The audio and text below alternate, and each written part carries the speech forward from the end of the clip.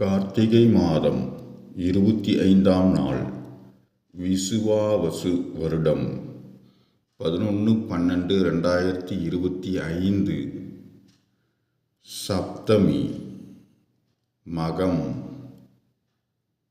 சித்தயோகம். நல்ல நேரம் காலை 10:45 முதல் 11:45 வரை.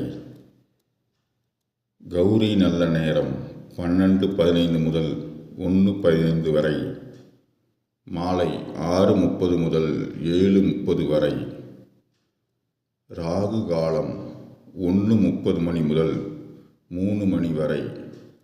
குளிகை 9 மணி முதல் 10:30 வரை.